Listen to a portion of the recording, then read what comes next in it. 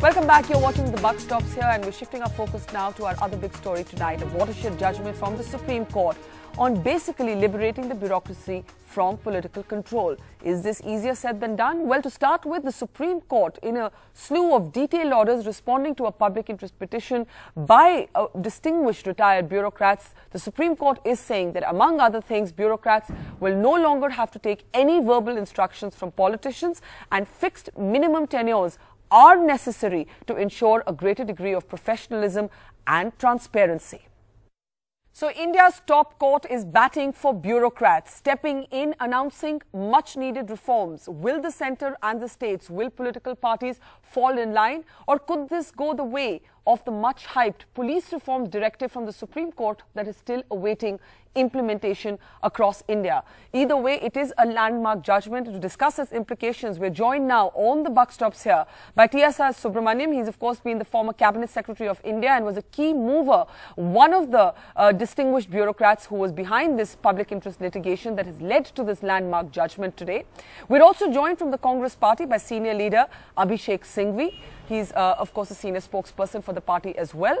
Joining us from Lucknow today is the Samajwadi Party, and we are joined by Bukal Nawab of the Samajwadi Party coming in the eye of a storm after the contentious transfer of Durga Shakti. And of course, one of the most important aspects of this judgment today is that it proposes fixed tenures, fixed minimum tenures for bureaucrats, and the government has to get back on this in the next 3 months. And also joining us today from Chandigarh is Ashok Khemka. He's of course grabbed national headlines because he has argued that among the many transfers he has faced in his bureaucratic career, the most recent ones relate to his raising the issue of Robert Vadra's land deals in Haryana. Let me start with you, Mr. TSR Subramaniam. What's the most important aspect of today's judgment? To my mind, the fixed tenure of bureaucrats is really important, especially when you look at a Harvard study I have in front of me, sir, that says that the average tenure of IAS officers in India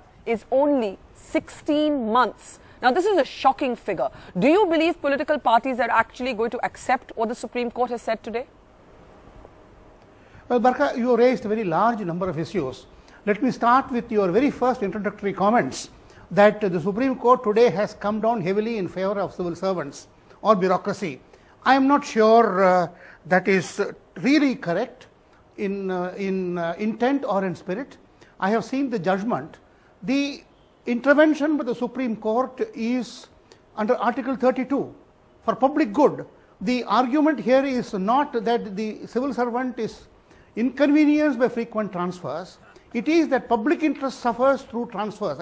I want to get only that aspect cleared before we go further. Fair enough. Fair enough. In fact, let me read out, sir, the operative part. It says the fixed tenure of bureaucrats will promote professionalism, efficiency, and good governance. Exactly. And then you also talked about the Harvard study. Yes. The average is 16 months, but don't forget that people who spend 3 to 4 years, we frequently seen 3 months, 4 months, 5 months for district magistrate.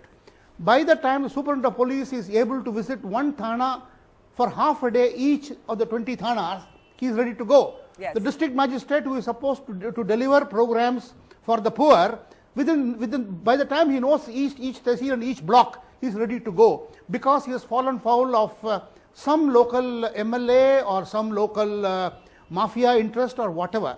I am not attributing any political motives or anything.